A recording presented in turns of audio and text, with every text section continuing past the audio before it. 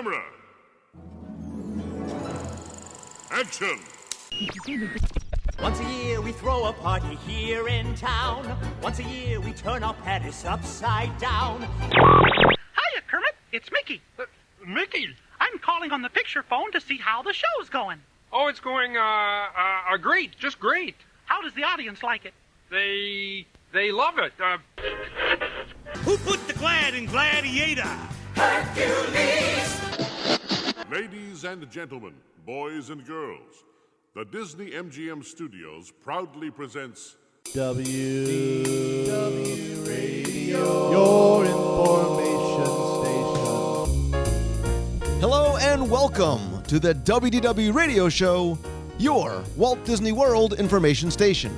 I am your host, Lou Mangello, and this is show number 361 for the week of May 4th, 2014. I'm here to help you have the best possible Disney vacation experience and bring you a little bit of Disney magic wherever you are with this podcast, my videos, blog, live broadcasts, special events, my Walt Disney World trivia books, audio tours, and more, including my brand new book, 102 Ways to Save Money for and at Walt Disney World. You can find it all and much more over at WDWRadio.com. So this week, we're going to celebrate the 25th anniversary of Disney's Hollywood Studios by looking back at the 25 things we love, miss, or remember about the Disney-MGM Studios, including shows, restaurants, parades, attractions, and probably a few things you've never seen or maybe even heard of before. I'll then have the answer to our last Walt Disney World trivia question of the week and pose a new challenge for your chance to win a Disney prize package. Then stay tuned as I'll have some updates and announcements, including more information about upcoming events in Walt Disney World and on the road. So sit back, relax, and enjoy this week's episode of the WDW Radio Show.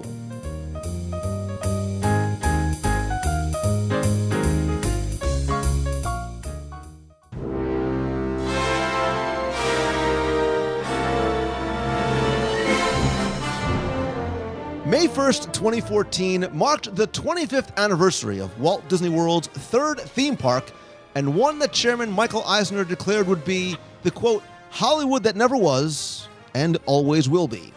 And over the years, the park has grown, matured, and attractions of shows have come and gone. In 1994, the first major expansion took place, but just 10 years later, the studios part of the studios was shut down as Walt Disney Feature Animation Florida was shuttered for good. But along the way, we have found new things to love, other things to miss, memories we've created, and new things to anticipate.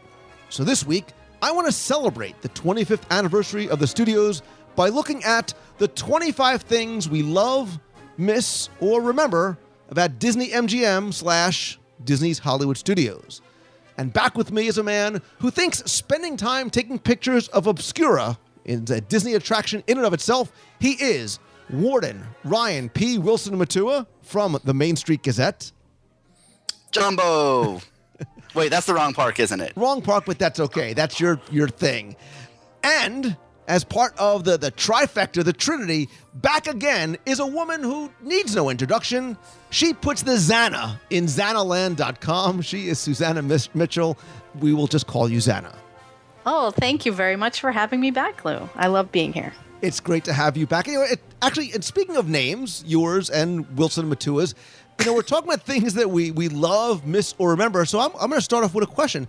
Is it the name, right? Is it the name? Do you miss the name? Do you miss Disney-MGM Studios? I'm going to hit Susanna first because I always believe in being a gentleman and letting the ladies go first.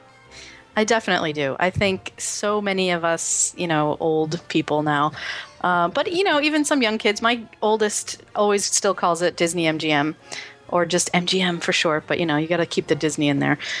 Yeah, it just rolled off the tongue. It was so easy to say, and it implied that era, which brings back so many great memories, which is why we're here today. And thank you for reminding us that the three of us are old. I appreciate that. Because it's funny, because we all know people that we talk to them, and they were born after the studios opened. So, yeah. But Ryan, what about you? Do you miss the name? I do miss it. Disney-MGM Studios was like Xana said, it's so easy. It rolls off the tongue. And for people who haven't been there for a few years, it is still MGM. You know, I'll talk to people all the time about it, and I still have to refer to it as MGM because they have no idea what Disney's Hollywood Studios is. They think it's in California. Yeah, true. And, you know, and I think for a lot of us that do remember, and we're obviously all very nostalgic, you know, we think about the name Disney-MGM Studios, and maybe that's part of, you know, why things change. Look, I'm sure one of the things that we all might say that we miss as part of our very amorphous 25-ish list, you know, may very well be that view down Hollywood Boulevard, right? It's that thing that we miss about looking down and seeing the Chinese theater. But maybe that was part of the change, right? Because the name of the park itself sort of was not solely in Disney, not solely Disney, right? It was the Disney-MGM Studios. It was another brand. It was another intellectual property. And when that view down Hollywood Boulevard, you know, it wasn't a park icon that was a Disney icon. It was somebody else's building. And from a Disney perspective, they might have said, hey, look, you know, it doesn't say Disney like the castle does, like Spaceship Earth does, like eventually the Tree of Life would. It said Chinese theater. It said Old Hollywood, but it didn't say Disney. And so there is some sort of logic that you could almost imply in that the change from MGM Studios to Disney's Hollywood Studios, almost from a branding perspective, made sense, but from a nostalgic sense, you know, it's something that we somewhat miss. It's one of those things where the park is an amalgamation of all these different properties, whether they're Disney or they've come to Disney since then. And yeah, you could see the iconic Hollywood, and it was trying to take in that whole era. So it is a piece that maybe has lost some shine over time. Yeah, and let's sort of think back to the park when it opened, because it was a very different place than it is now. Although, much like Florida, on opening day, it rained incessantly as opposed to just the 15-minute rain. But, you know, when the park first opened, you know, I think a lot of people forget just how many, and I'm going to put you guys on the spot. Anybody know how many attractions were operational on opening day? I feel like it's 5. 5. Xana, more or less? I'm going to go lower and say 3. If this is like the Price is Right or something, it was actually $1. There was 9. 9. There was actually 9. It was the Backstage Studio Tour, Catastrophe Canyon, the Disney Classics Theater, the Great Movie Ride, the Magic of Disney Animation, Monster Sound Show, Residential Street, Superstar Television, and Hollywood over at Theater of the Stars. But, you know, it might sound like a lot, but it was one of those things that when the park first opened, it very much was sort of that, it was kind of that half-day park that it had the reputation of being, but it also was very different in terms of what it was meant to be, not just in the representation of this classic idea of old Hollywood, but the idea for the studios was not just going to be a theme park, but that it was going to be a real working studios. And that was one of the things that had, I think, a lot of appeal to us as guests was there was real things going, like there was real magic being made here. And because of some of the cool things that we might talk about that they were doing, you'd never know who you might see walking around on the streets. That's true. I saw Dick Van Patten one time. Oh my God, we're so old because we know who Dick Van Patten is. Oh, you're just going to keep dating us the whole time. It was pretty exciting for me. And I think I might have seen Ed McMahon back then too. Hi-oh. Because didn't they do, what was that show he used to do? Star Search. Yeah, didn't they do that there one time or something? Yeah. I don't know. But yeah, that was the extent of my famous people for that park. But yeah, you know, if you think about it, there, you know, the things that we take for granted about, to a certain degree, about the studios today aren't there, right? There was no Star Tours. There was no, there was no Sunset Boulevard, right? There was not even Mickey Avenue, sort of, because that was really part of the old production center back there. We'll talk about the tram tour, and it wasn't residential. It wasn't Streets of America. It was New York Street back then. But sort of let's. I may have actually taken one, so let's look at our maybe 24. And Zad, I want to go with you first. And it could be, I want this to be anything that you think.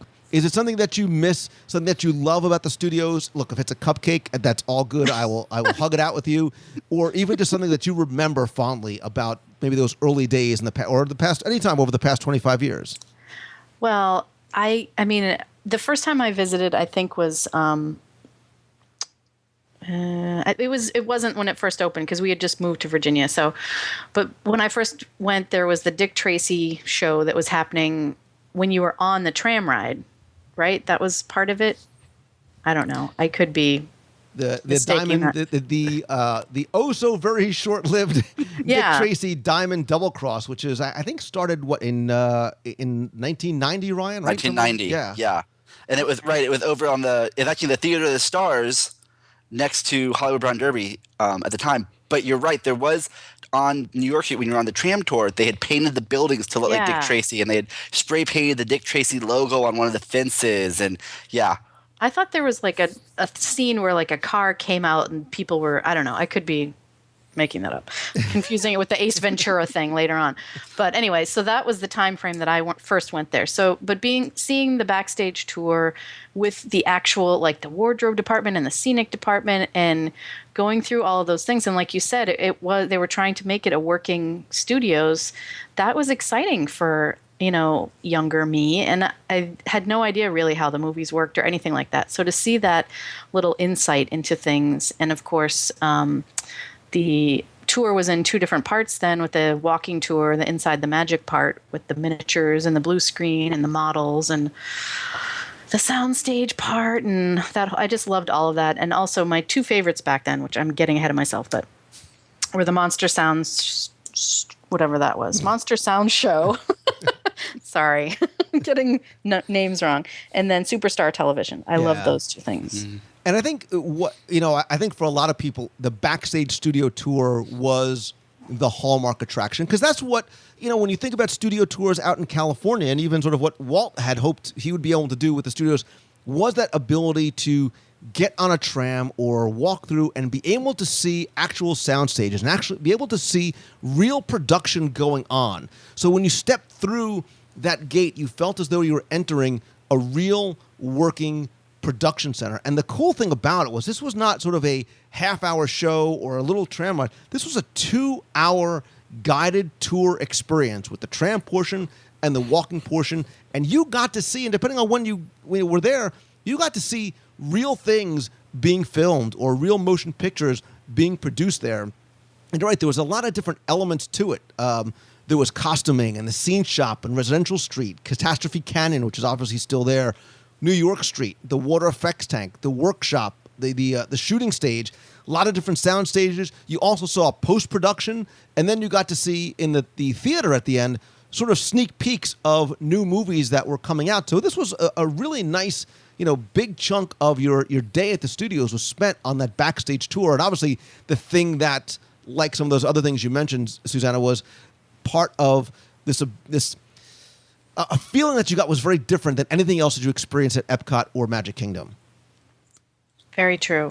And being able to see firsthand how things worked and stuff like that. And then when they added the little movie, the lottery, which was fun, and you got to see some of the props for that at the end. It created this feeling that you were part of the show. And, a lot of kids, certainly from everywhere, but that grew up in Hollywood, had no idea how those things worked. So it was a great sort of education, but with fun thrown in too. And it really made the whole theme of the park come alive for you.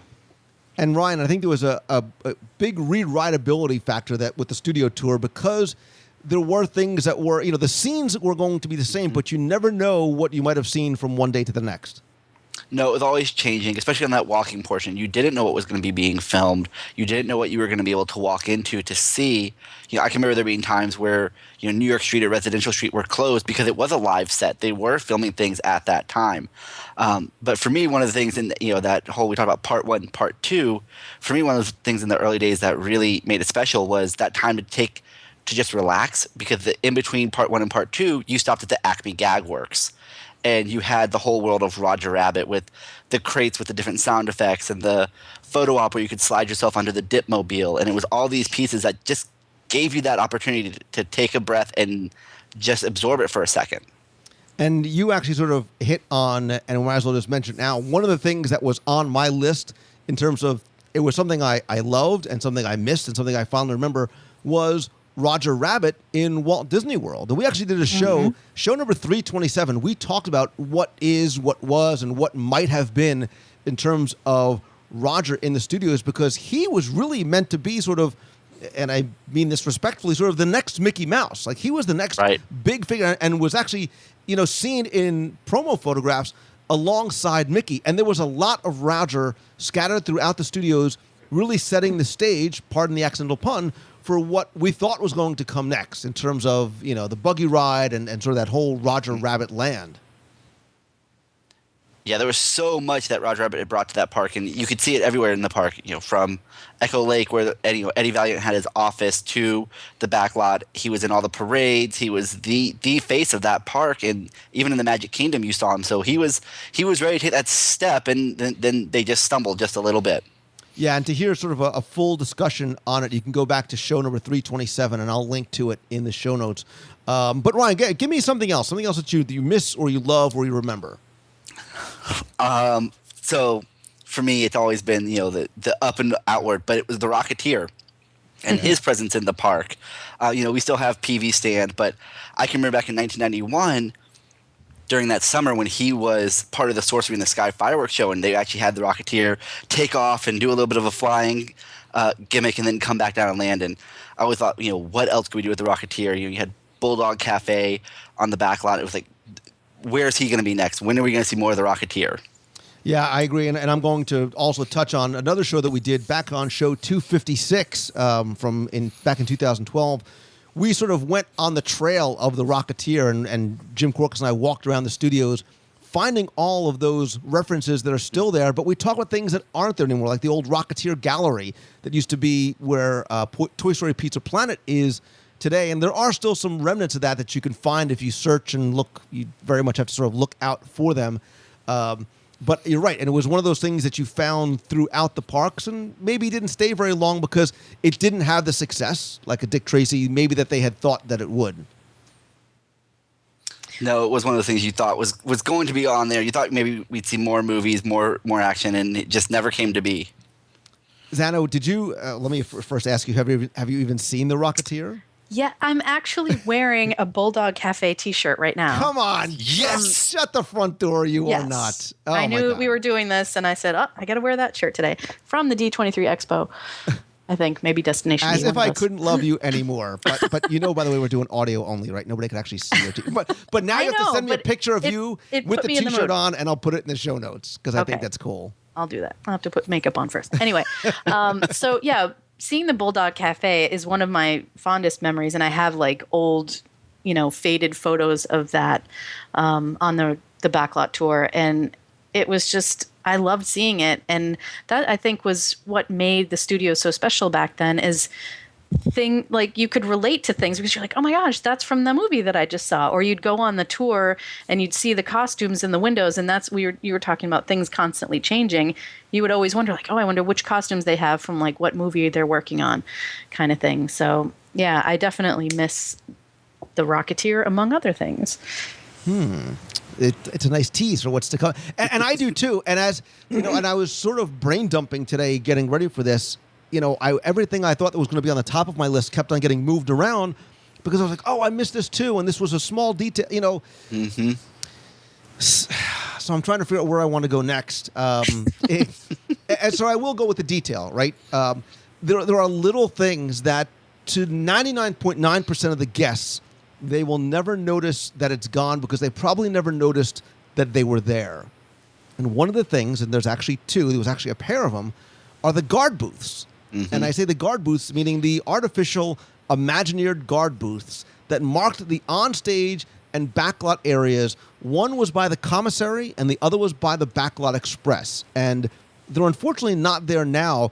But if you saw that guard booth, that was sort of meant to represent a guard booth that you would have found at a real studio that was that sort of gateway in between what was on stage and what was the backlot area. And you could even see subtle changes in the pavement, right?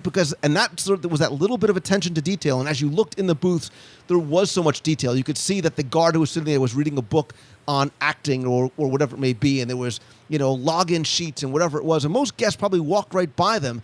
But that's one of those little details that really helped set the story that Disney was trying to create with this entire park, which was we had the privilege of walking on stage onto a real set, but we also got a chance to go backstage and look behind the scenes and look at the facades and go to the commissary where the actors could be eating that day. And I used to think that as a kid. I'm like, oh, it's the real commissary. Like Hulk Hogan could be eating in here in the commissary one. Right. Hulk Hogan was like sort of the barometer of stars at the time. But, whoever it was, because that's where you heard, like, that's where the actors ate, right? And you even the Backlot Express and looking behind the facades on New York Street, it gave you a sense of privilege of going backstage. And when they went away, for whatever reason, I kind of miss them, because I think that was one of those little important details that helped really sell that story. And I think, Ryan, you are probably the only other person listening that may have actually noticed that. There and took I was just going to say, I feel terrible because I don't remember them. It's funny. I got called out this week for posting a photo, and it was of the backside of the AT-AT. And somebody goes, you're the only person who's going to turn around and look up and take that picture. But in the front half before that guard shack, you're right. You could go around. Everything was complete. Every light pole was complete. Every building was complete. You take that step across and you go from the colored pavement to that very, gray, drab pavement. You're on the back lot and everything's hollow and you could see the inner workings. And and actually at one point, there was even a gate there for the guard shacks because that was your defining border. Right. And it is one of those things I miss. My aunt, worked in security for Disney for over 20 years, and seeing the coat and seeing the hat there, it was that was a piece of my aunt. I think she wears that. I think that was that was a tie, and so I do miss seeing those. Yeah. So and Susanna, you shouldn't be too embarrassed about not noticing it before, because there was no attraction. There was nothing or nobody pointing it out to you and telling the story. It was one of those things that, once you saw it, it helped you to connect the dots, but really wasn't sort of, they talk about sort of laying the story out with a trowel. That's not what they do at Disney. It's a matter of you finding those details yourself. So next time we're walking and eating through the parks, I will show you where they used to be. Yeah, because you can still see the little square concrete pad right where they were. Yeah, wow. Absolutely. So, all right, Xana, back to you. What do you remember? What else do you remember? Hey. Well, I don't know. Do you want to go on to Monster Sound Show and Superstar Television? Ladies' choice. You go anywhere you like. Okay. Well, I'll tell my story of Superstar Television, because that, to me, was just a super fun thing. It lived up to its name. And, of course, I was always too shy. Lou, you know this firsthand because you have to shove me to do anything.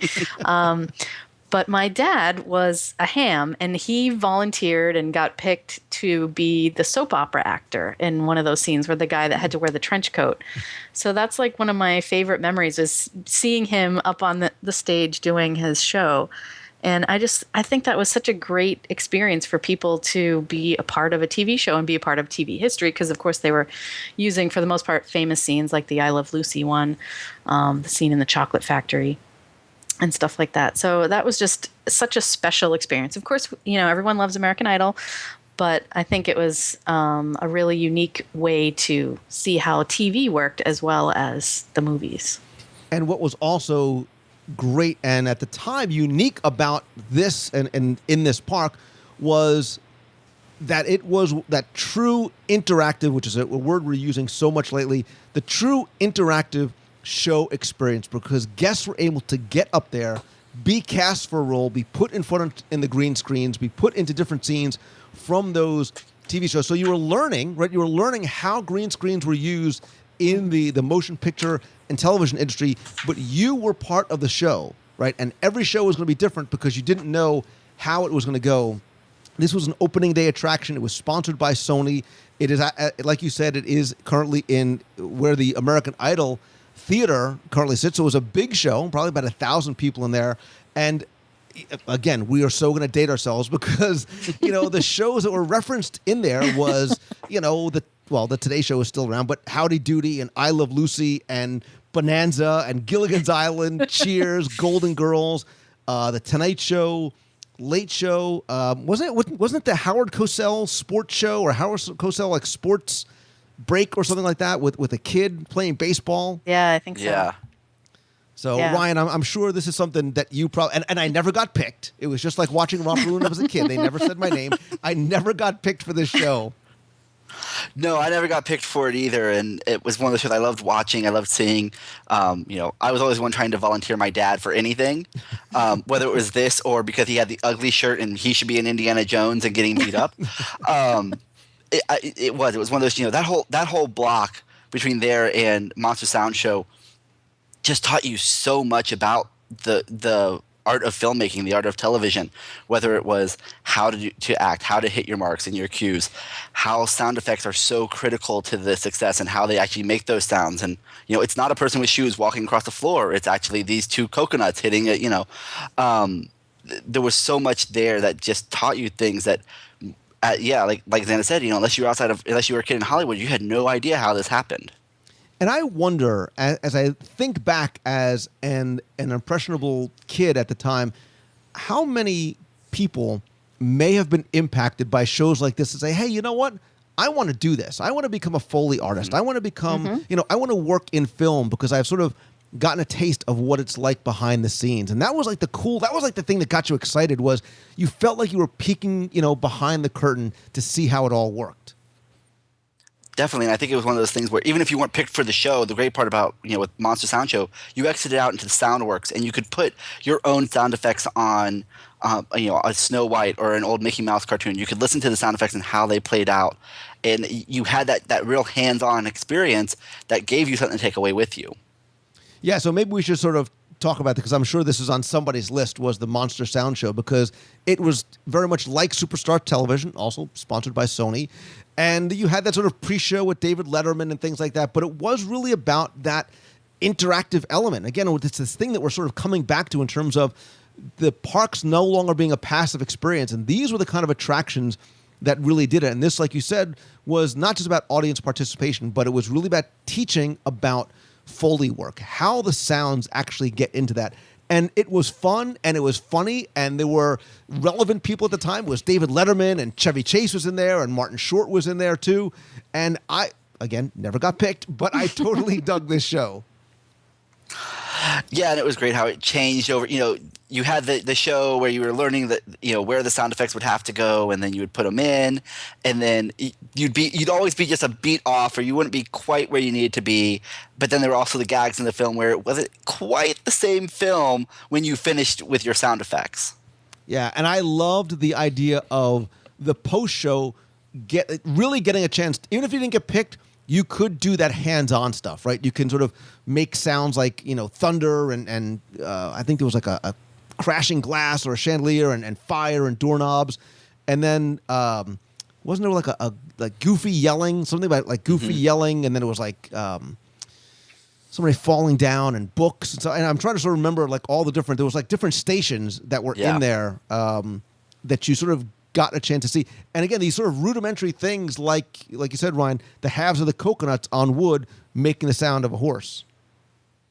Right, and you did, and you had all the things, and then it would play back what you had created, and whether or not you got to take a copy of that home with you, it was still that skill that you had kind of learned in a day while you were playing in the park.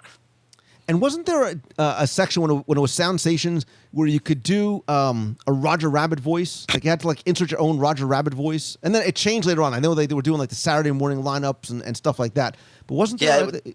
I think it did. It changed over the years, but yeah, there was one, and it was always one of the things that they changed throughout the years. They did some Star Wars ones for when they started Star Wars weekends, where you could put in your own X-wing sounds and all of that. But yeah, they changed it constantly. Yeah, and I like that too because I was always sort of well, I'm saying like it's past tense. I still am a geeky kid, and I like that kind of stuff. So all right, so Ryan, what else do you have on your ever-growing list?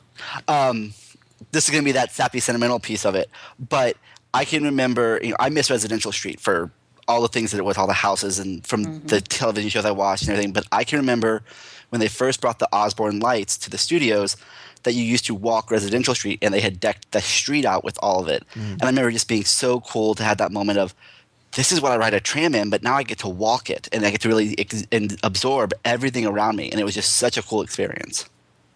Yeah. I'm sorry, go ahead, Susanna. No, I was just going to say I agree that was such a cool thing, and to see like the front yards up close and personal and see, the little displays that they would do. It was really, really fun. Residential Street was always one of my favorite parts too, because just driving around and seeing, hey, there's nothing in the back of the house was a cool thing to see. And, now, of course, could they even do it? I mean, what houses would we identify with, would the kids of today identify with? But it was a great thing for us to grow up with. Yeah, it would be interesting to if we asked people, what if you could sort of see them filming exteriors of a show, what would it be? Would it be one of these Disney Channel shows? Would it be something else? But it was that very much edutainment kind of thing, because that was like some of the other things was very eye-opening to me, because I used to think that these shows were filmed. They just sort of brought a camera crew out and they went in front of somebody's house, and that's where the exteriors don't laugh at me. I thought listen, at one point, I used to literally think when I listened to the radio that every time a song came on, the band was going to the radio station to play the music. Aw. I got a bridge I want to talk to you about after this. Don't judge me. I figured it out a couple of years ago. So, all right. So how sappy and sentimental do I want to be? All right. I won't get too sappy yet. I'll sort of play off that idea of the interactivity and not knowing what was coming next, and that excitement about possibly getting picked. And I'm going to do like a twofer or a threefer or however many for. I miss the game shows. Mm-hmm. I miss the game shows at Disney's MGM Studios. So all the way back at the beginning, right? You always had this chance to be part of the live audience. And going back in, I guess it's sort of the early 90s, maybe 92, 93, NBC sort of relaunched Let's Make a Deal, and they did a Let's Make a Deal show for a while as sort of like an attraction. When they weren't actually filming the show, you could be contestants and put on costumes and play for prizes and things like that. Certainly, Who Wants to Be a Millionaire Play It. Back in 2001, Soundstage 2 and 3 became part of the show, which really sort of exploded. The Regis and then later Meredith Vieira version. You could play for points and pins and prizes and things like that. And look, you had a chance to either win a trip to New York or later a Disney cruise. I never made it into the hot seat. Curses. One time I was close, but I never. And like you said, Ryan, they also created special editions of it for Star Wars and Super Soap and ESPN The Weekend events. So it was very cool. You had the sort of real thrill because not only did the set look exactly like what you saw on TV, but you could really win some actual prizes, not just, a certificate or something. Like you were playing, this was no joke, man. You were playing for like pins and jackets and hats. And hey, man, if you got lucky enough, you could play for a cruise. It became a blood sport for you, didn't it? That's what, you wanted that chair, didn't you? Oh my God, I wanted that chair so desperately. I so desperately wanted to be in the chair.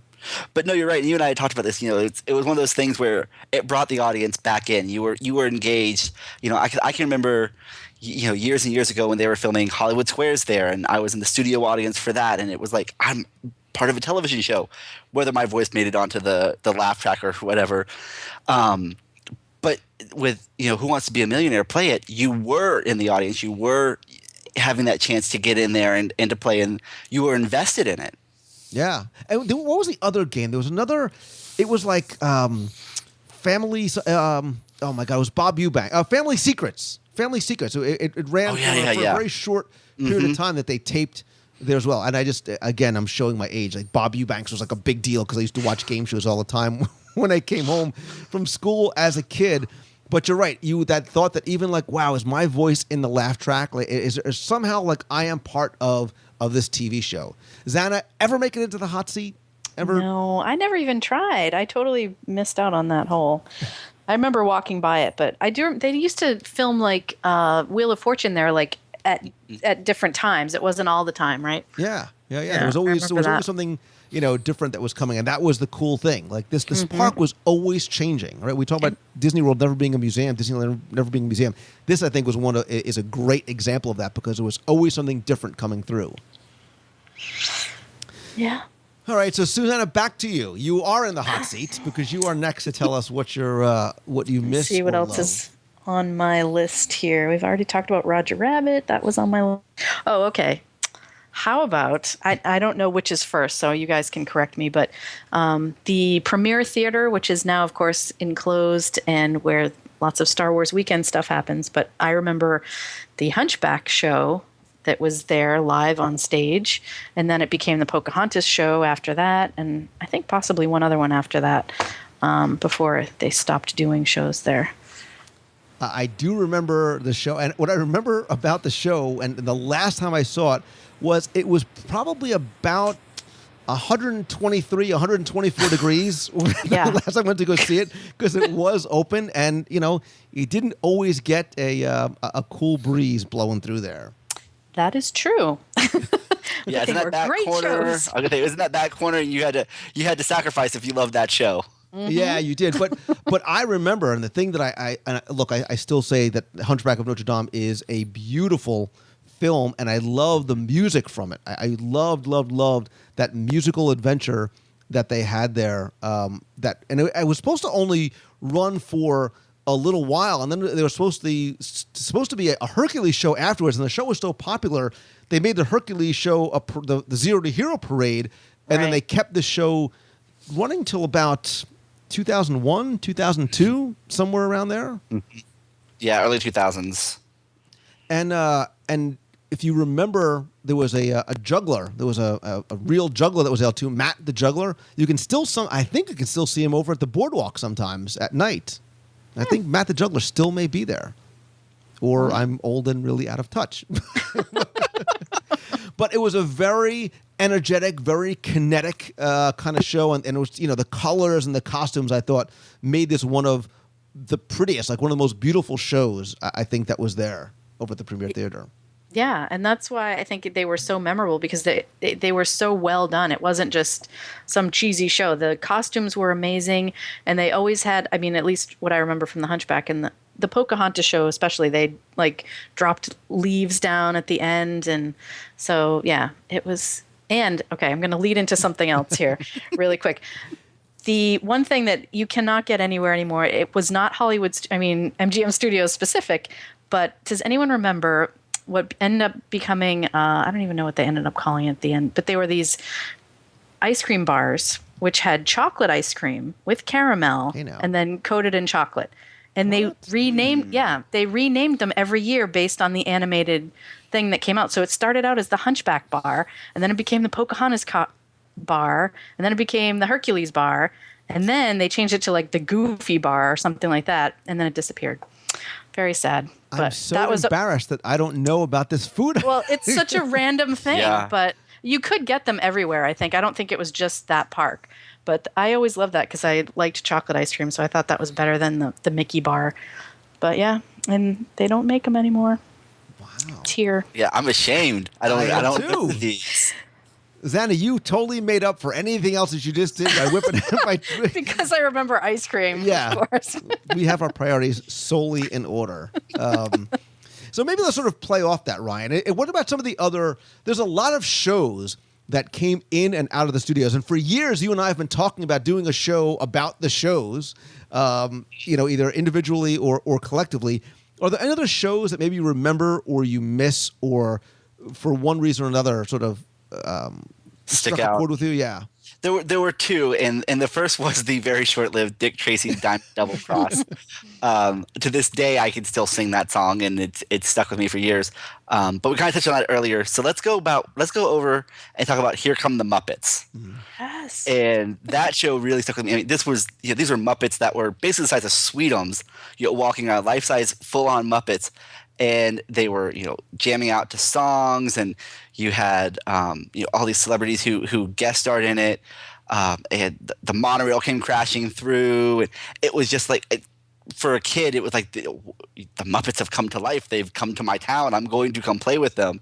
And it was one of those shows that, it was short-lived, and it maybe, wasn't the best thought-through show, but it resonated with me as a kid. And this, and I'm happy you brought this up, because this premiered in May or so of 1990. It was really meant almost as a placeholder, to whet your appetite while they were building Muppet Vision 3D. And I think it ran only for maybe a year and a half. And it ran where, just to give you a sense of perspective, it ran where Voyage of the Little Mermaid is now. But the thing about this that was so cool, Ryan, and look, we talk, people are losing their marbles in a good way about talking Mickey. You forgot, 25 years ago about talking Kermit and talking Fozzie. Yeah. They were up there singing and dancing because they were moving, like their mouths were moving, and they were in these life-size. I mean, they were there up on stage, and I remember the picture phone. They were on the picture phone with Lily Tomlin, and the picture phone. And this was just part of, and this is one of the things I missed too, was the Muppets at Disney-MGM Studios. Yeah, because they had Days of Swine and Roses that happened later, but there were Muppets, full walk-around character Muppets that were there for quite a while. And you're right, they took all their skills of Muppetry and made these life-size characters that could talk and could interact. And it was one of those incredible pieces that we don't see enough of the Muppets. Even though they've come into the Disney fold, we still don't see enough of them in the parks. I didn't hear a word you said because I just like the word Muppetry. Puppetry. I think it was cool. I never heard that word before. I totally dig that. But yeah, this was, and again, I'm going to refer back to show number 169, where we talk about the Muppets that were there and the Muppets that never were, because there was supposed to be so much more, and some of the trials and tribulations and turmoil that went on in terms of getting the Muppets there and getting to what we thought this Muppet Land was eventually going to be, that was advertised on the backstage tour. Remember that the sides of the tour trams used to have these things where saying coming next year, and it wasn't called Muppet Land, but they sort of talked about this next generation of Muppets in the parks, and I think we all still maybe hold out a little bit of silent hope that the Muppets and/or Roger Rabbit comes back in a big kind of way. Fingers crossed. That would be great. I have pictures of that Muppet show, by the way, the Here Come the Muppets thing. Please feel free. You know what? Why don't you post them over at Xanaland.com and we will link it up. Okay, I will have to do that. She's like writing a note now. Muppet pictures. Thanks, Lou, for the extra work. All right, so let's quickly mention there was a couple other shows that, and I remember this one as a father of young kids. Bear in the Big Blue House. Oh my gosh. I dug that as much as they did because I loved Bear, and I sang the Good Night song with the moon and Luna. And who cares if you had to sit on the show? And who cares if you were looking up wishing the Catwalk Bar was still there? And I'm getting ahead of myself too. But I loved Bear in the Big Blue House. Just a little bit more than Ace Ventura Pet Detective live in action. Slightly bit more. Just slightly, but actually this much? Yeah. So, Xana, you're a parent. I have to imagine, and I heard the way you reacted. Were you going for yourself and/or possibly your kids? Yes, I can't believe I forgot about that show. I loved Bear. As parents, there are some shows that you endure when your children are younger, but this one, I love Bear in the Big Blue House. I still have Shadow's Lullaby on my iTunes somewhere, and it still makes me cry if I listen to it. But yeah, I almost started singing, just completely. I know. I gotta catch myself. Oh, it was such a good show, and it was great to see that live on stage there. And I actually do have Ace Ventura Pet Detective business cards somewhere in a box. So, oh my God, I'll buy those from you. We're stealing from you. And that attraction was one of the ones, and I talk about going with my kids and experiencing it as a parent through their eyes for the first few times. And I would watch my kids and other kids' reactions to that show the same way I would watch my daughter see her first parade and just respond like mouth agape. And that, they saw these characters come off stage, and I was like, this is it, man. Like, this is what they want. Like, this is what Walt wanted. They wanted kids to react like, these characters are real. They've come out of the TV, and I'm able to watch them and almost touch them, and I'm getting up and I'm dancing. And look, I cried at that show more than I cried at like Rudy or The Notebook. Not that I've ever seen The Notebook, but and I was like, that's it. Like, that's what this place is for, and I love that. And look, and that show was obviously not for it wasn't for the kids who were down there on spring break, coming out of college. But as a parent, or a grandparent, you watch a kid or Ryan react like that, it's priceless. I know. I get up and start dancing, and it was But no, I don't have kids, but I was a preschool teacher at the time, and I would go and watch this show and just be like, God, my kids would love this show. Like, and just see, the kids the same age as the ones I had back in my classroom, just unabashedly, just, in love with everything they were seeing, and it did my heart good. Yeah. Yeah, and I sometimes you kind of miss that, but they're still doing that in terms of having more of the Playhouse Disney kind of things. But yeah, I personally missed, I missed Bear in the Big Blue House and Ojo and Trilo and Luna and and Tutter the mouse. Remember him? Oh my God, I still have a stuffed Tutter somewhere too. I actually refuse to part with my Bear in the Big Blue House pin. Like, I'm not keeping it for my kids, and I'm not like a pin collector, and I'm selling all my stuff, but I'm like, there is some sort of sentimental attachment that I have to that, and I think we're probably spending way too much time on it. That's so funny. The all Bear in the Big Blue House hour. So I don't remember whose turn was it. Whose turn is it to go? I just sort of. I think it's Ryan's again. Is it my turn? Let's make it Ryan's turn before you and I start crying. Let's take this party upstairs and talk about the catwalk since we mentioned it. This was always a place that I remember fondly, but I never got to spend much time in. By the time I got of age to be able to get up there, it was gone. And so, but it was one of those places. It's one of those mystical places. The bar above the Brown Derby, where everyone wanted to go and just hang out and have some drinks, and had this mythical quality to it almost at this point. Yeah, and for those who might not know where this is, it's sort of above the location where Playhouse Disney is now, and you can almost still see that catwalk area up there. And if you want to know how to get there, the next time you go to the Brown Derby, get the grapefruit cake at the end, you'll see that if you're going towards the restrooms, there's an elevator and a blocked off, so please do not try and use them, staircase that takes you upstairs to where the catwalk bar, and I want to say was in air quotes because it's still there. And my understanding that it is still up there, and for a long time it was just used as storage, but the bar was still there. But the cool thing about it was while you were there, not just could you get, and again, this was before I was able to actually do so, you could enjoy a cocktail or snacks, whatever, and look down on the Soundstage restaurant. And that was really like, again, there was a cool sense of exclusivity about being up there. Yeah, that VIP of the studios kind of thing. Yeah. And it's... Sorry, go ahead. No, I was going to say that's where I got my first alcoholic beverage on Walt Disney World property. Nice. I only went there once. I got a mudslide, and that was it. I think I had like 3 sips of it. I'm not a big drinker, but so I was like, oh, this is strong. But it was very cool to be up there. And that's cool. And we miss sometimes things like that. And, please avoid the temptation of trying to walk upstairs. But sometimes I'm like, gosh, I would just love to know, what it looks like. Is it still there?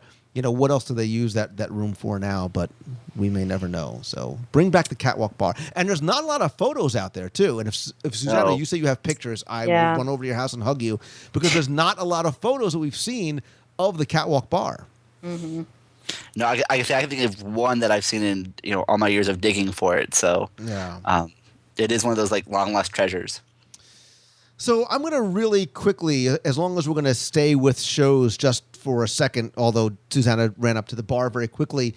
Let's talk about another show that you probably don't remember because you may not have seen because it was not there very long.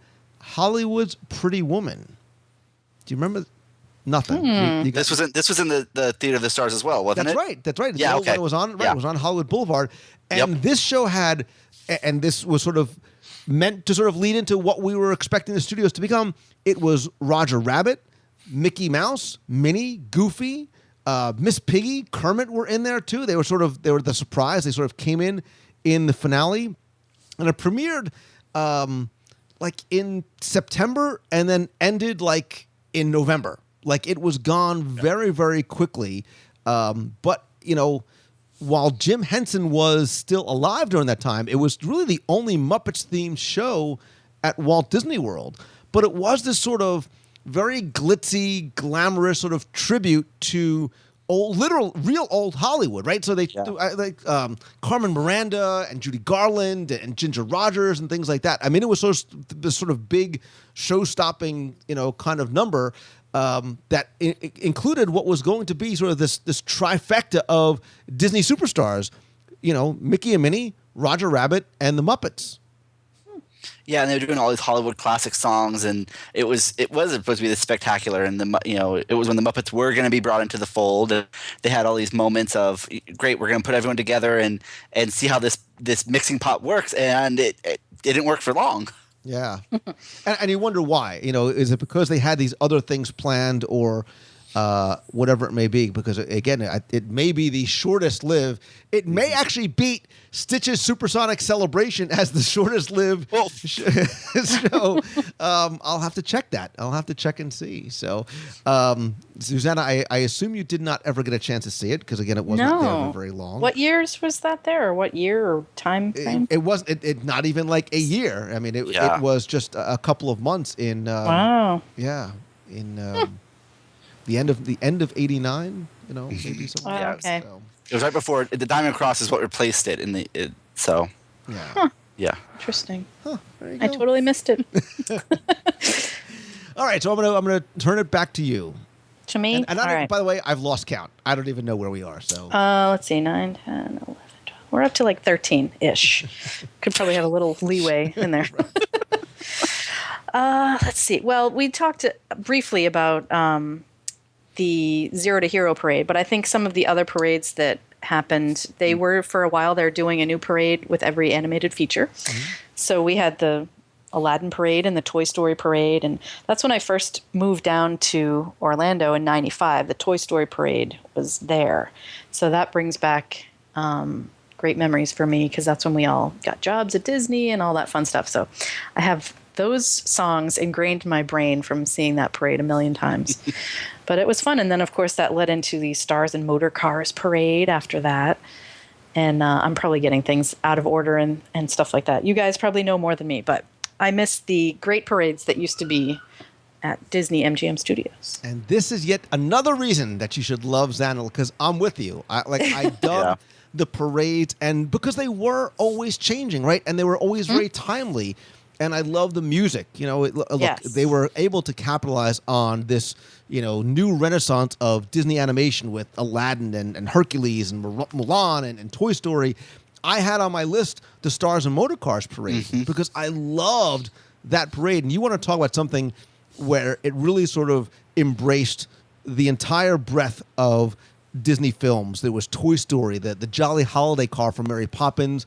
Star Wars they had this old a convertible Studebaker from the 50s that was a Star Wars land speeder. I'm like, for the love of all things sacred, where can I get one of those?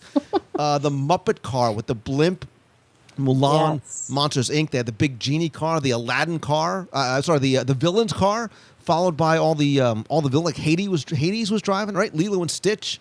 What else? Little Mermaid, Power Rangers, and then Mickey and Minnie finished off like in this cool, big, glitzy late 1920s Cadillac.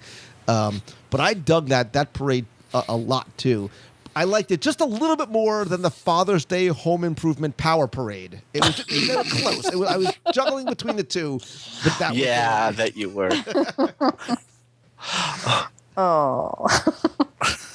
But the parades were something. I mean, there was a sense of real Hollywood. There was a sense of, you're right, timeliness and all these pieces. And, that's what you look for in a Disney park, that pageantry, that sense of excitement, these parades that they're known for. And they had it in that golden age of the park where, whether it was Stars and Motor Cars or Aladdin or Hercules, that just kept coming year after year. Yeah, and the Stars and Motor Cars, that was part of that 100 Years of Magic celebration, in terms of all the things that they were doing at the studios to really celebrate not just the studios, but really was about Walt Disney. And then it was later replaced by Block Party Bash, which I totally dug to.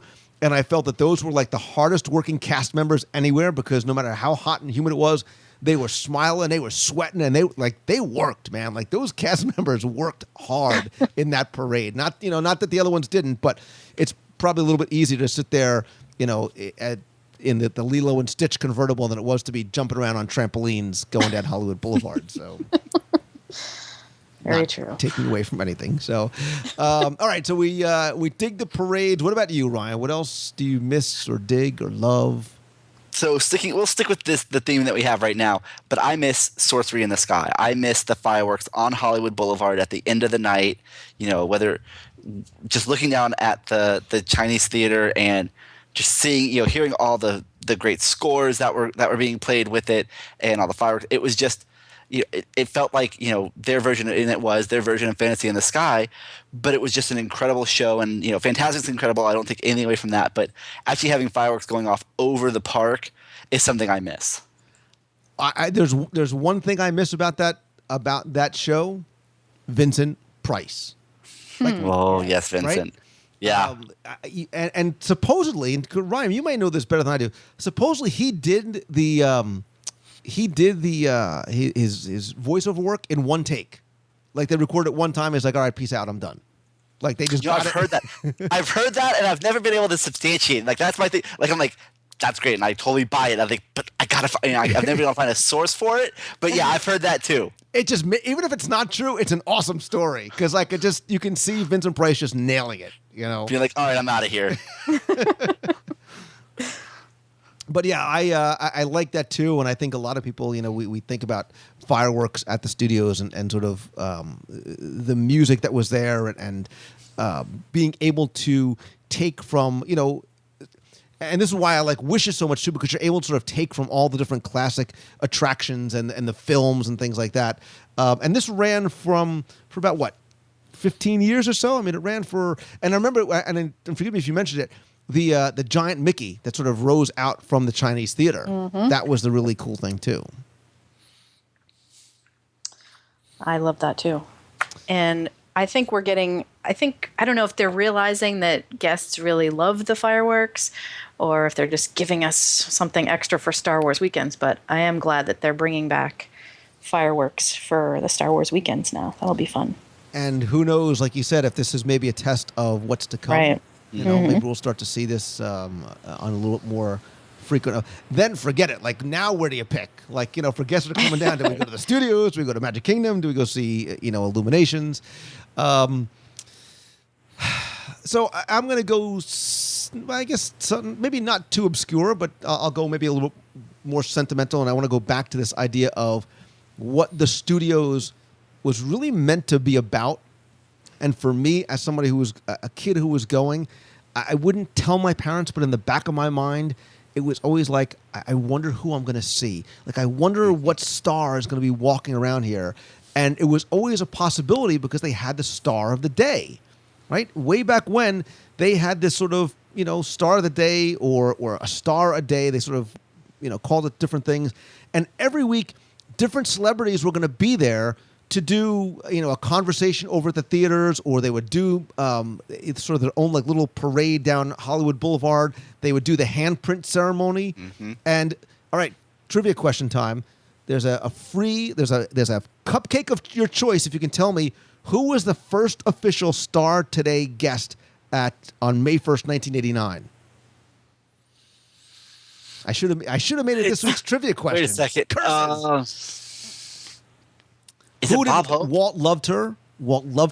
Oh. I was going to guess Annette Funicello. Annette Funicello. There you go. Very nice. It's a cupcake for you. And I totally just took myself out of giving an easy trivia question for this week. Yeah, but that was the cool thing. And like, look, I mean, at the time, and you have to sort of put this into perspective, right? The names I'm going to mention were the Brangelinas of their time, right? Seeing Phyllis Diller or Vicki Lawrence or Howie Mandel or Jerry Van Dyke or Tom Poston, the people that you saw on TV every week, Norm from Cheers could be there next week, or Lou Ferrigno, the Hulk, like that was the cool thing, because you didn't know if you were going to see them not just in the parade or watch them put their handprints over the Chinese theater, but that was like the cool thing, because you might just see them walking around somewhere. And for me as a kid, and maybe I was kidding myself, but that's the thing that I thought was just so cool. And I always sort of found myself kind of rubbernecking looking around. Mm-hmm. No, you did. And I can remember going and checking out the new handprints in between visits and going, oh, I missed Alan Alda, or, oh, I missed Warren Beatty. You miss people, and you're like, oh, I would have loved to have seen, these people out here. And so it did. It kept your head on a swivel almost, as it were, like trying to, see if you could find someone. Yeah. And, and this promotion went on for, and I call it a promotion because it lasted till about 1992. somewhere around there. And the names would become a little bit more maybe recognizable to people, like Alex Trebek was in there, Neil Patrick Harris, David Ogden Stiers, John Ratzenberger. And I think the last one, I'm going to give away another trivia question. I think at one point they had actually, when they were planning to expand to add Sunset Boulevard and add Tower Terror and things like that, they demolished the original theater of the Stars, where a lot of those handprints were still going. But I think that the last one to do that sort of Star of the Day handprint ceremony was Kate Mulgrew from Star Trek Voyager. And I very much could be wrong, but that's from what I had found was sort of the last one. I have to write this for volume 3.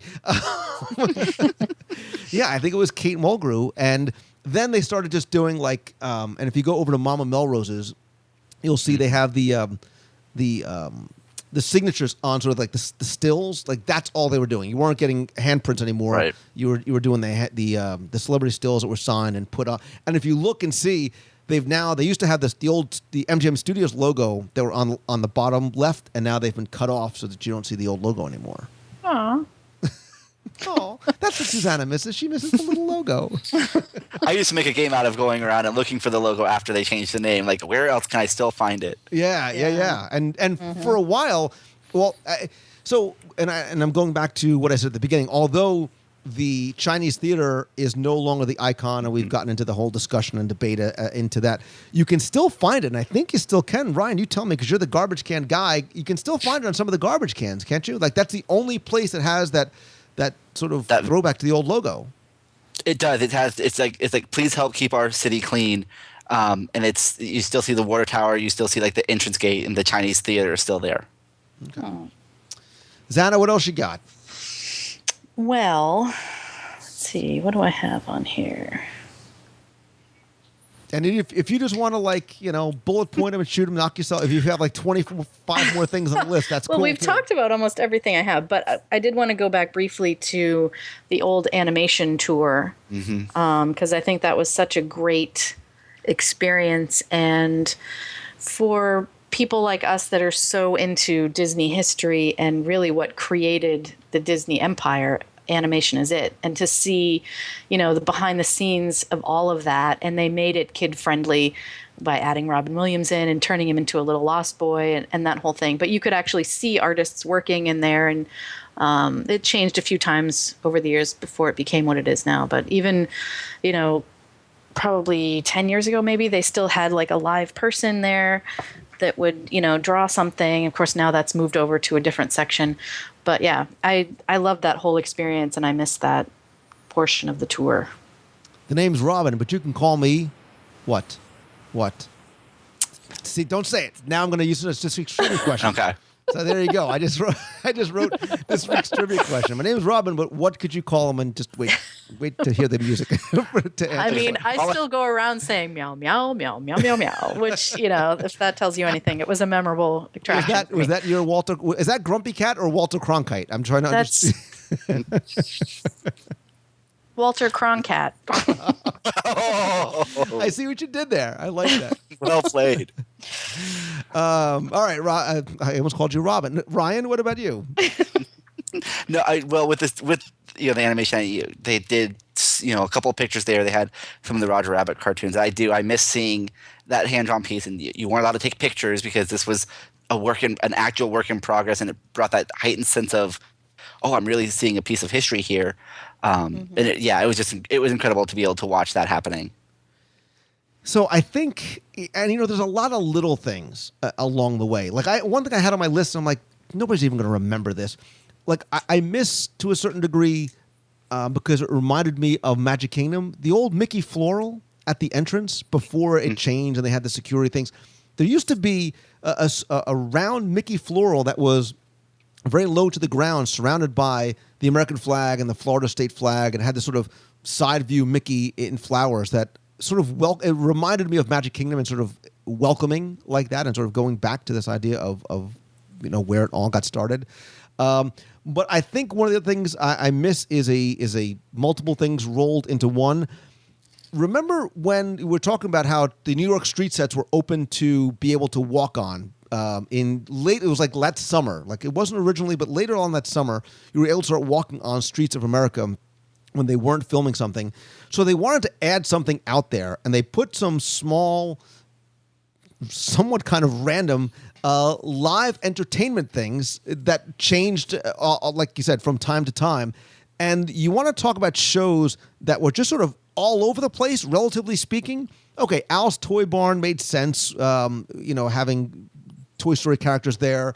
There was like a Toon Park there as well that had the Dipmobile from Roger Rabbit. They had the Goosebumps Horrorland Funhouse. Yes. Right? You're like, what? Goosebumps? I kid you not. There were here's two shows. Teenage Mutant Ninja Turtles, which was cool for like, I dug the Turtles. Ace Ventura Pet Detective.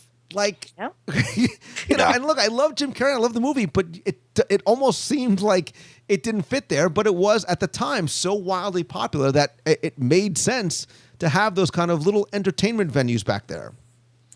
Yeah, I had the Ninja Turtles on my list somewhere. I was like, I remember I met Donatello, and they did the whole little, their little show, and then you got to go meet them, and kind of like the Power Rangers were later on. But yeah, all these little, they did all these really little shows. It's like the parades. They were very timely. They were things that were happening at that moment in time, and but they were very brief, and they were gone with the season. Yeah, and what was cool was that if you didn't come back for a couple of years, you don't know what you might have seen. So there was that sense of, there is a reason to keep on going back and see what else might be there. A couple of things let's sort of hit on very quickly because you guys know me.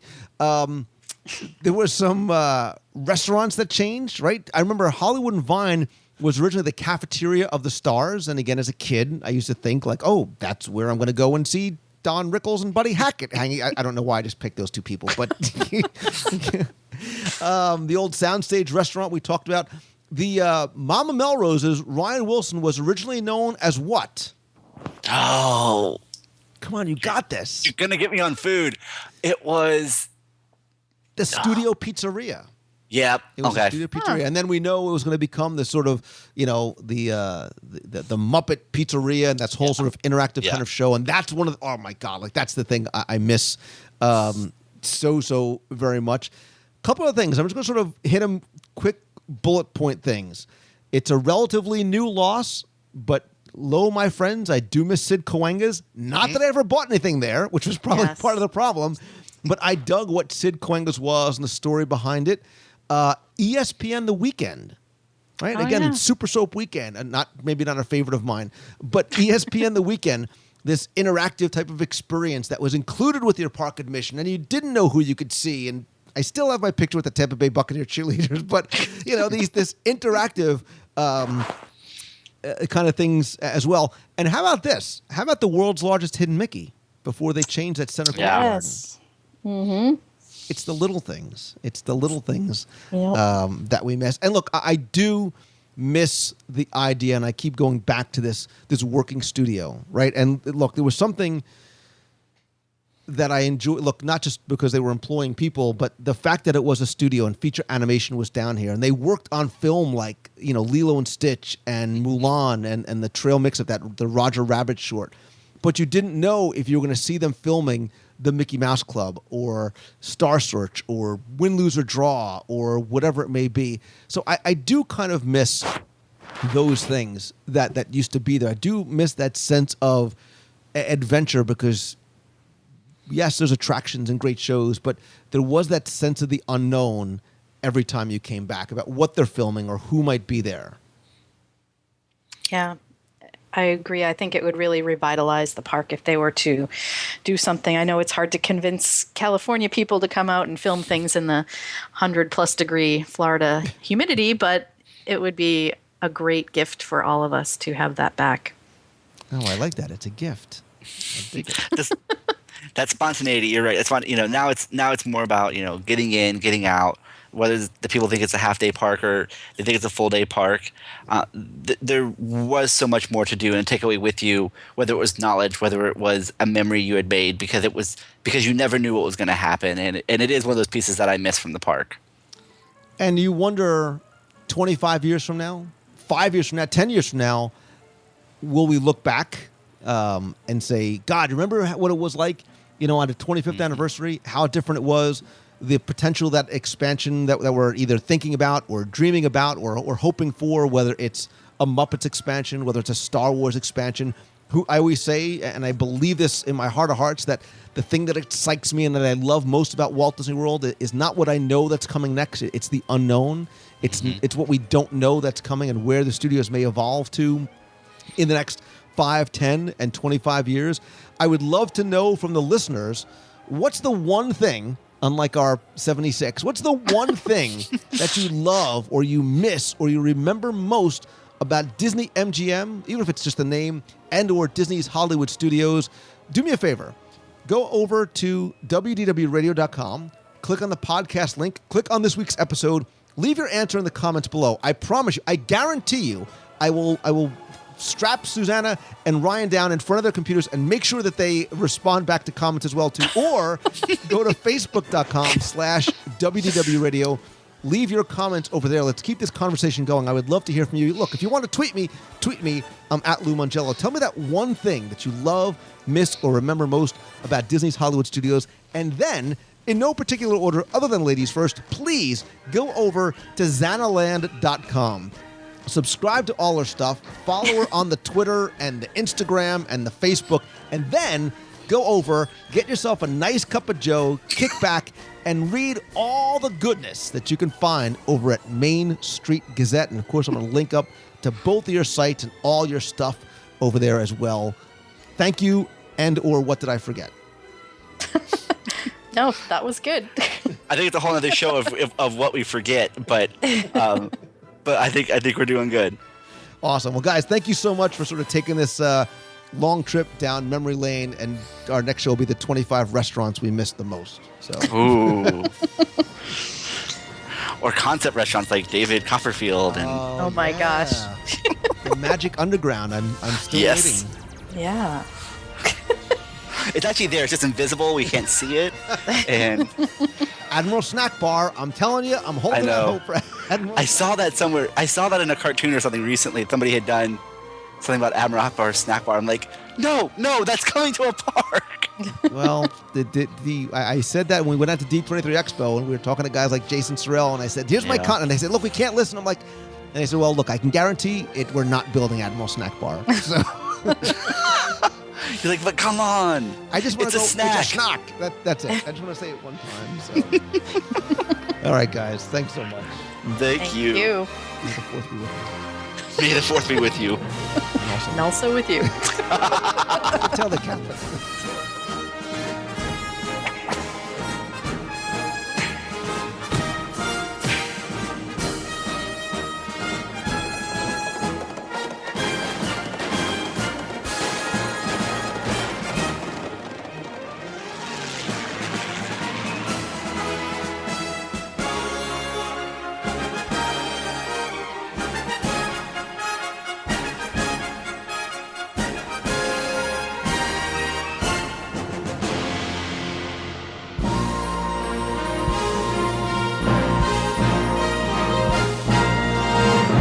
Time for our Walt Disney World Trivia Question of the Week, where I invite you to test your knowledge of Walt Disney World history or see how well you pay attention to the details, not just in what you see, but even in what you hear. You then enter for a chance to win a Disney prize package. Before we get to this week's question, let's go back, review last week's, and select our winner. So last week, the topic was about ride vehicles at Walt Disney World, and your question was very simple. I said that you ride on an X-2 rocket in what Walt Disney World attraction?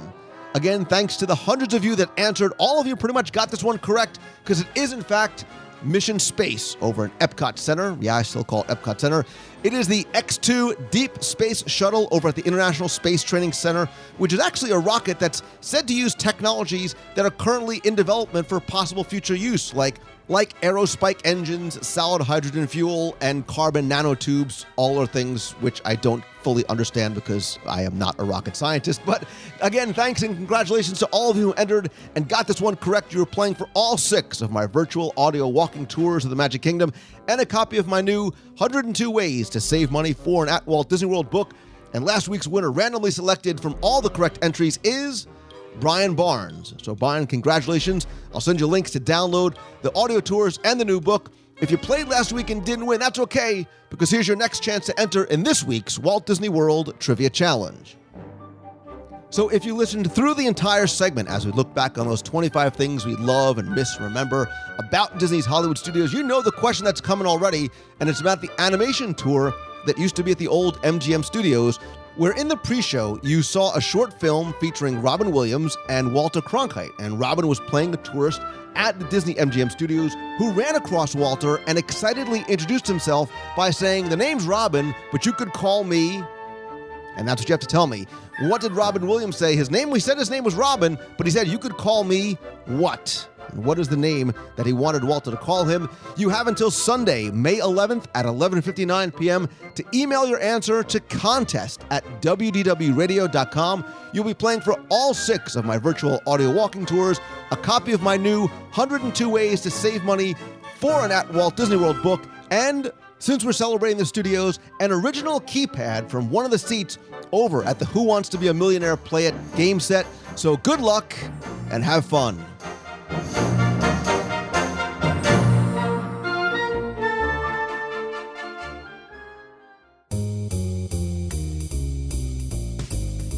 That's going to do it for this week's show. Thanks so much for taking the time and tuning in this and every week. Don't forget to visit WDWRadio.com for past episodes, this week's show notes, my blog, videos, free newsletter, the free WDW Radio app for your mobile device, and lots more. You can connect with me on Twitter. I'm at Lou Mangello. Like the page over at Facebook.com/WDW Radio, or come by, subscribe to my profile over at Facebook.com/Lou Mangello. Post a lot of different things on my profile versus the page. So I've been purging much of my Disney collection, and I want to share it with you. So I'm listing about 10 items every week up on eBay. This past week, in honor of May the 4th and upcoming Star Wars weekends and the release of The Amazing Spider-Man 2, I'm also getting rid of some of my Spider-Man and Star Wars items. I'm going to list this and up over the next coming weeks. My eBay seller name is Second Star Media, or you can just go to wdwradio.com/eBay.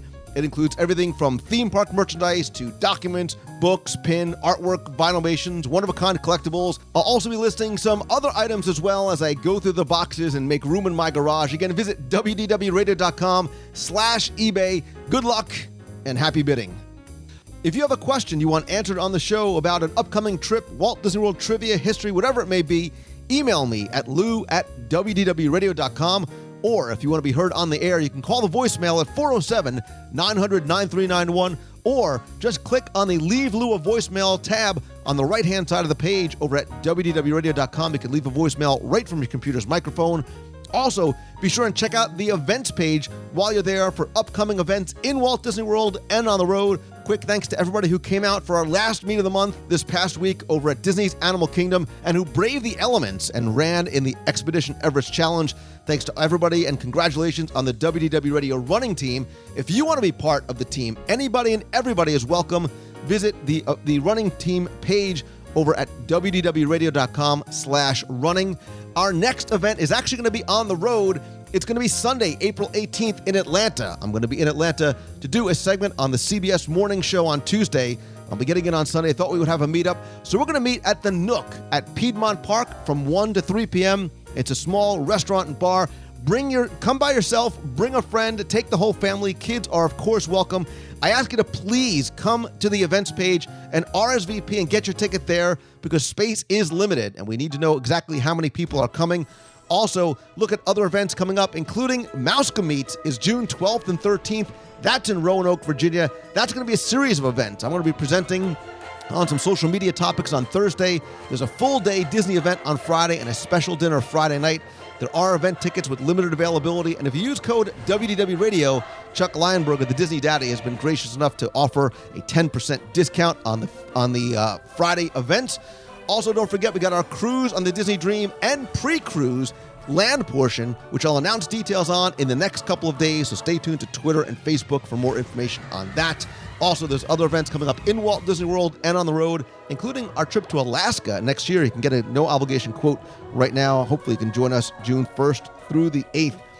next year on the Disney Wonder to Alaska. Speaking of travel, I want to thank my travel partner, MouseFan Travel. Whether you're going with us or coming to Disney World or Land or anywhere else on your own, visit mousefantravel.com. I kid you not, they do have all the available discounts, the best possible prices, and it's at no cost to you. You get an incredible level of personal service at no cost to you. Again, that's mousefantravel.com. And if you want some Disney magic delivered right to your door, visit Celebrations Press. You can order, subscribe, or get back issues to Celebrations Magazine. And as always, my friends, and you are my friends, whether we have met yet or not, all I ask is that if you like the show, please help spread the word. Do me a favor. Go over to iTunes, leave a rate and review the show there. Also, tell your friends, tweet out that you're listening, come by and comment. Let's keep the conversation going, not just in the comment section over at WDWRadio.com, but over on our Facebook page as well. I also want to say quick thanks to everybody who has purchased and reviewed 102 Ways to Save Money for and at Walt Disney World.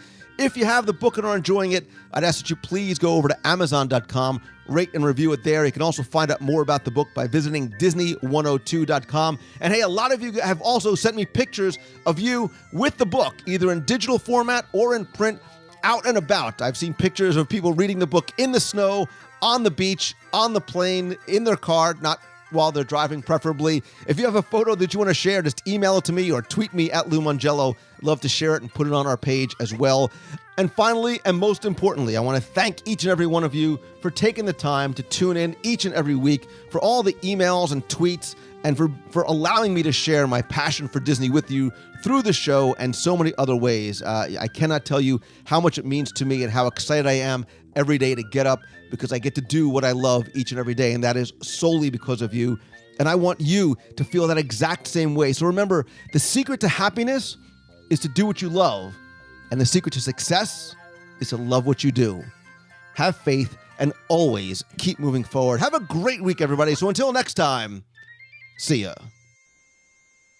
Hi, Lou. This is Richie McNatta from Westfield, New Jersey. I just want to say that my wife and I just got back from our one-year-old son Dean's first trip to Walt Disney World. I'm sorry we missed the meet last weekend in Port Orleans Riverside, but we just wanted to let you know that our sweet little guy got his first haircut at the Harmony Barbershop on Main Street, and it was absolutely mind-blowingly beautiful. It was great. It was such a wonderful experience that we took your advice and made sure to speak to our barber, Sean, his supervisor, to say what a great job she did. It felt really good to do that. We did the same thing for Jan, the woman that made Dean's silhouette in the cart off of Main Street. I also want to tell you that we went to Norway's Bakery in Epcot just for the school bread that you always talk about, and we have a little bit of a bone to pick with you. It is not the best item in that shop. We felt that the troll horn was way better, but to each his own, I guess. Anyway, as always, thanks for all you do, Lou. You're the best, and we hope to see you soon. Bye-bye. You've got a friend.